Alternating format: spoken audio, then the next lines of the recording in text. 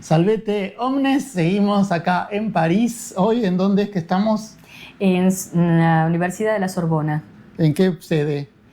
La sede Jussieu, que es la Facultad de Ciencias. ¿Y este lugar, cómo se llama el instituto?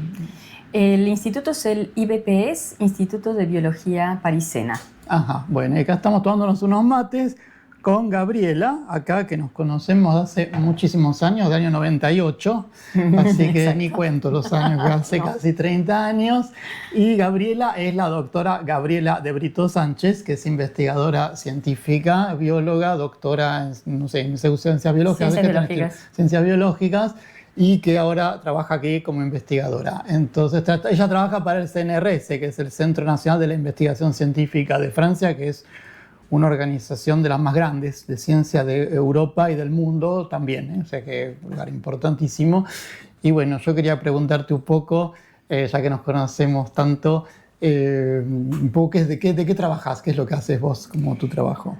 Bueno, yo estudio la fisiología sensorial del gusto en las abejas. Uh-huh. ¿Esto qué implica? No solamente saber qué gustos percibe la abeja, sino cómo esos gustos están codificados en el cerebro, es decir, las vías neuronales asociadas y la toma de decisión de una abeja al percibir un gusto en la naturaleza. Es decir, si una comida es apetecible y buena para comer o no. O sea, a ver, o sea, ¿el gusto está necesariamente asociado a los alimentos? Cuando vos decís gusto. No. Podría estar asociado también a feromonas. ¿Qué son las feromonas? Las feromonas son mensajeros de comunicación, así como tenemos las hormonas, que son mensajeros de comunicación interno dentro de nuestro organismo. Las feromonas son mensajeros de comunicación entre organismos. Y hay algunas que se sienten por el gusto. Exactamente. Por el olfato hay algunas y por el gusto hay otras. Hay otras. ¿Y esos receptores de gustos, dónde los tiene la abeja? ¿La abeja tiene una lengua? ¿Qué tiene? ¿Cómo tiene? Bueno, los tiene distribuidos todo a lo largo del cuerpo. Es decir, la mayor cantidad de receptores gustativos se encuentran en la punta de las antenas. Ok. Pero también los tienen en los tarsos, es decir, en las patas. La punta de las patas. La punta de las patas y en las piezas bucales, es decir, en la lengua. Sí. Y otras piezas accesorias. Que son, no son, claro, es decir, no es una lengua como la nuestra, no. Es otra cosa que cumple la misma función. Exacto. Ahora, ¿por qué, digamos, si uno se pone a pensar cuál sería el sentido de tener estos receptores gustativos a lo largo del cuerpo, lo que tenemos que pensar es que una abeja cuando busca la comida, lo primero que hace es se orienta por la visión, cuanto está más cerca se orienta por el olor y cuando ya está en contacto es por los receptores estos de contacto gustativos. Es decir, si se posa sobre una flor, lo primero que toca son las patas, con lo cual eso ya le está diciendo si el alimento es apetecible o no, si es alimento o no. Después las antenas, que eso también es otra manera de aproximación. Y por último, cuando ya sabe que eso está bueno para comer, entonces estira la lengua y puede tomar el néctar, que normalmente puede contener compuestos secundarios que si estuvieran en altas concentraciones serían tóxicos, pero en las concentraciones en las que se encuentran no son tóxicos para la abeja. Estos componentes secundarios los tienen las plantas para defenderse de otros parásitos o animales que podrían dañar la planta. Pero para la planta es beneficioso que la abeja vaya y reciba el néctar. Exactamente. Es una relación mutualista. Exactamente. Porque cuando hablamos de biología de evolución, muchas veces, no gente que se dedica a la biología, pero sí gente que tiene por ahí alguna intencionalidad o un desconocimiento, suele hablarse de la competencia, de que uno sobrevive y uno muere, de que el más apto y el menos apto. Se escucha mucho ese discurso y la realidad también es que hay mucha interacción positiva, mucha interacción mutua entre los organismos. Una sería que la abeja llega a la planta le da néctar, que es el alimento de la abeja, y la abeja, porque la poliniza, ¿no? Sí. Lleva el polen, que es para que la planta se pueda reproducir. Exactamente. O sea que hay una interacción compleja. Y otra cosa que acabas de nombrar, que es interesante, que también hay animales que comen la planta. Exactamente. También hay hongos y parásitos de la planta, y entonces la planta produce otras sustancias tóxicas. Para alejarlo. Pero el problema es que tampoco tiene que producir demasiado, porque entonces se le muere el polinizador. Exactamente. Es interesantísimo Es estudiar todo eso, es una cosa impresionante. Y lo más interesante fue que cuando yo empecé a estudiar el gusto en la abeja, hacía experimentos de comportamiento y de electrofisiología. Yo soy electrofisióloga. ¿Qué es electrofisiología? La electrofisiología es medir la actividad eléctrica de una neurona, de una célula. Estos receptores de gusto que nosotros decimos que se encuentran en las antenas, en las patas, ¿qué en las tamaño piezas tiene bucales, eso? Porque la antena es chiquitita. La antena es muy pequeña. Y la punta de la antena es más chiquitita. Y en la punta de la ahí antena hay como unos 300 sencillas que son pelos, pelitos. Es decir, el microscopio nos lo ve como pelitos. Dentro de los pelitos hay más o menos 4 neuronas. Cada una de estas neuronas es una neurona receptora de gusto. Por lo general, las podemos distinguir por neuronas que perciben gustos apetitivos, como puede ser azúcar o sal en bajas concentraciones, o de gustos aversivos, que podrían ser sales en altas concentraciones o compuestos tóxicos, generalmente ligado a gustos amargos. Entonces, cuando yo empecé cuando empecé a estudiar el postdoctorado, quise estudiar, qué es lo que sentía la abeja como gusto. ¿Eso dónde fue? Eso fue, me estaba yendo de Berlín. O sea, ¿tu vida cómo fue entonces? Mi vida fue venir de Argentina a Alemania. Sí. ¿La tesis doctoral la hiciste en Alemania? La hice en el Instituto Max Planck en Alemania, Sewiesen, de comportamiento animal, con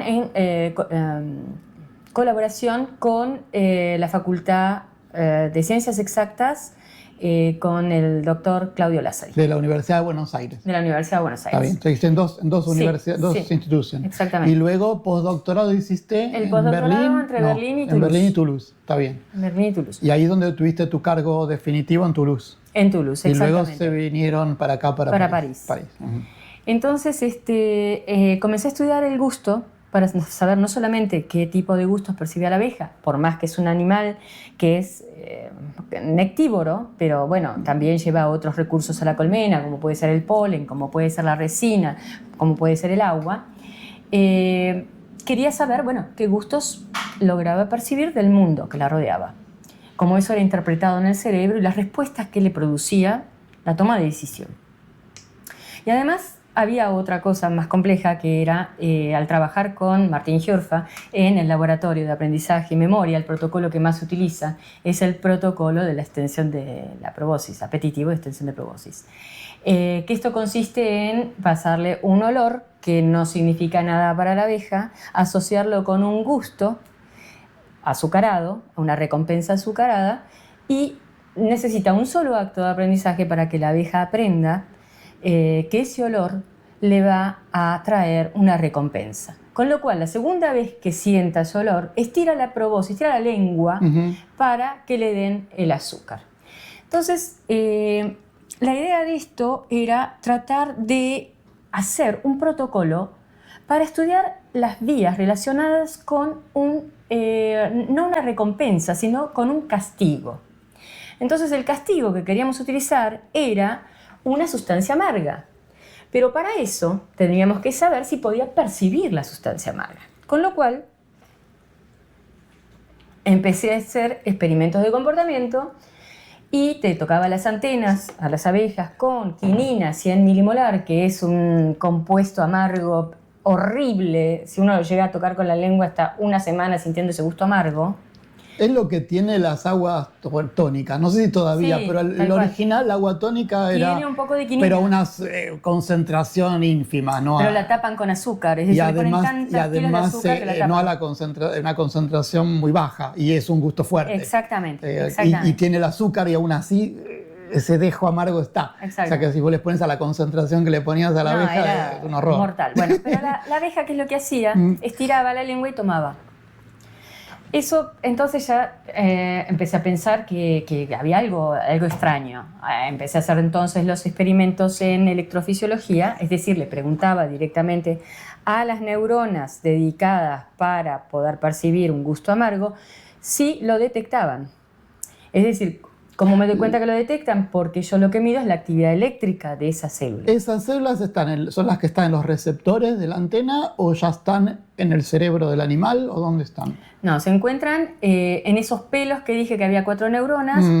Bueno, una de esas neuronas en su membrana tiene estos receptores, o sea que vienen a ser como si fueran una cerradura, sí. Con lo cual si la molécula apropiada llega a ese lugar, encaja con esta cerradura, con este receptor y abre unos canales que hace que pasen iones. Al pasar iones, eso dispara un potencial de acción que es la señal que interpreta el cerebro. Es decir, los iones que son partículas que tienen carga eléctrica, hacen que se electrice de alguna forma la célula y por eso es que esa señal eléctrica se transmite de una célula nerviosa a la otra, para ponerlo en términos un poco Exactamente, y llega más simples. Entonces al cerebro. Hay una parte que se llama el ganglio subesofágico, que es el centro principal del cerebro, centro gustativo principal. Una preguntita, porque hay receptores, yo porque trabajé más con olfacción que con gusto realmente no trabajé verdaderamente, pero sí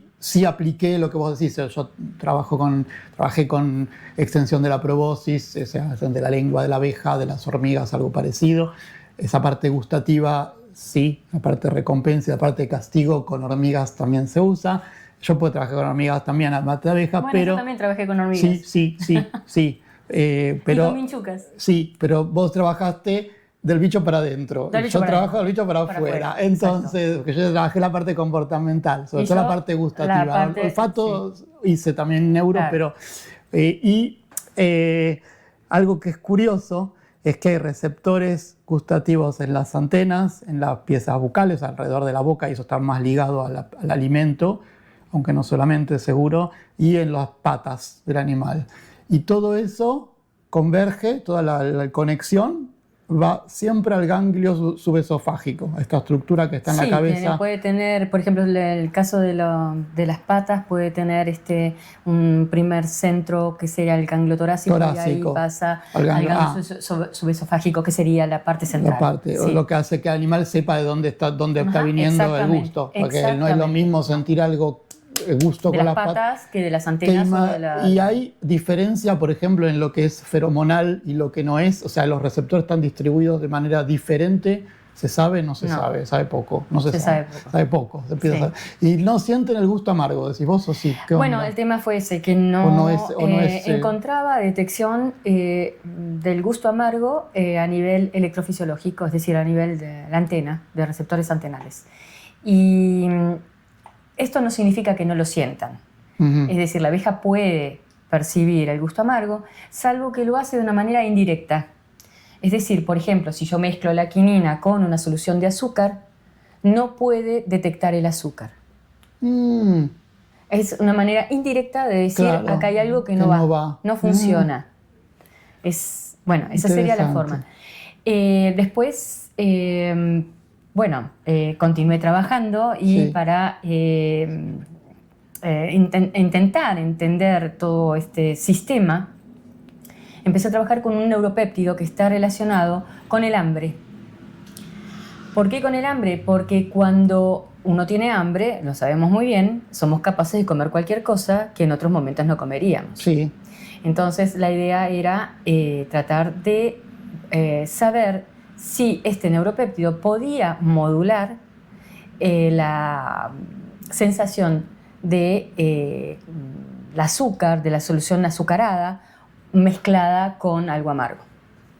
Bueno, son los experimentos que seguimos haciendo hoy en día. ¿Y modula o no se sabe todavía? Claro, ¿Están en eso? Bueno, a ver, modula, cuando el animal tiene hambre, la fisiología sensorial está todo modulada. Es decir, ¿en qué sentido? En que se perciben mejor los olores, se percibe mejor el gusto, bajan los umbrales. Es decir, si cuando tengo hambre como cualquier cosa, cuando tengo hambre solamente voy a elegir lo que realmente me gusta, lo que realmente es bueno. Bueno, eso justamente se trata de la modulación. Y es uno de los responsables de este neuropéptido, que es un neuropéptido que nosotros también tenemos. En nuestro caso se llama neuropéptido Y, en el caso de los insectos es el neuropéptido F.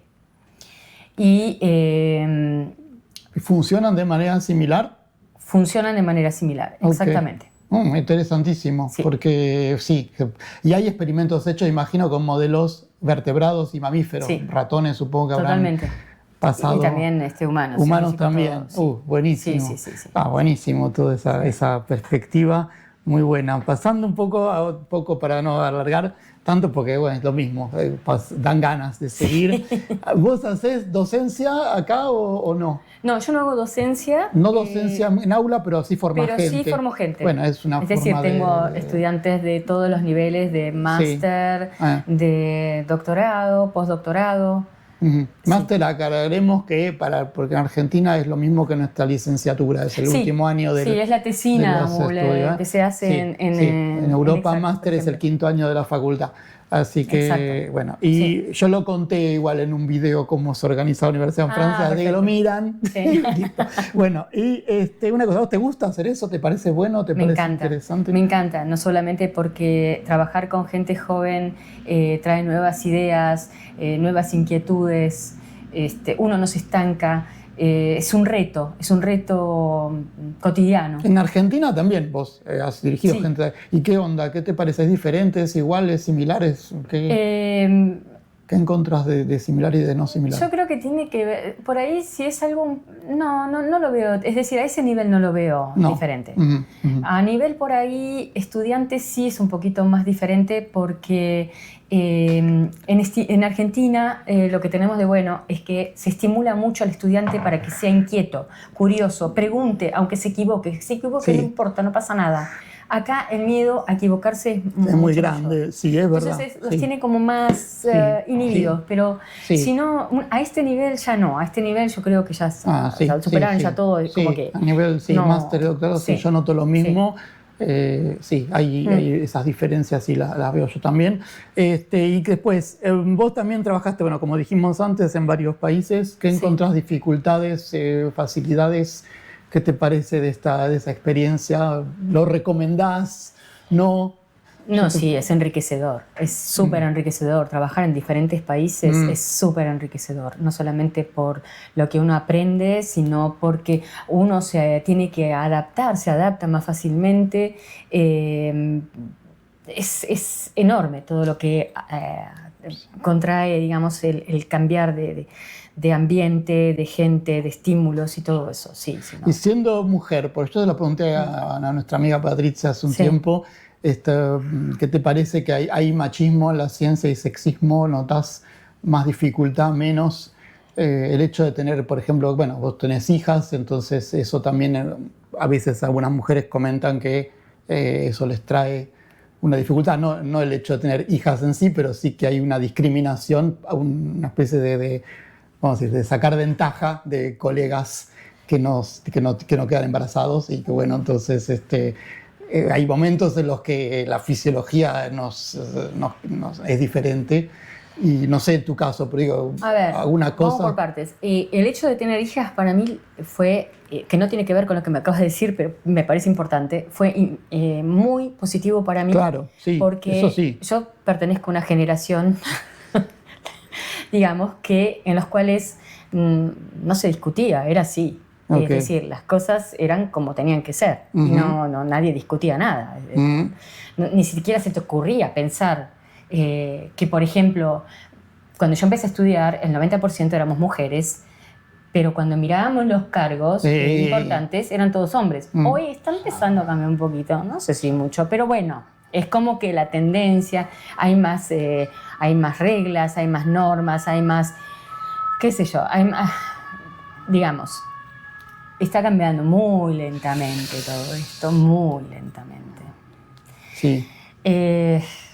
No sé, yo creo que en el mundo científico todavía hay mucho por hacer, muchísimo por hacer. Yo estoy de acuerdo, yo siendo homosexual lo vivo, también lo he vivido y se vive al día de hoy. Y lo veo, o sea, que hay discriminación. Y ni hablar si hablamos entonces de racismo, si hablamos eso también hay. Porque sí, hombres negros no hay, mujeres negras ni por ahí, por casualidades. Es difícil, no es solo negro y blanco, hay otras formas de discriminación, no sé llamarle racial o cómo, pero que también aparecen, sí. Y después hay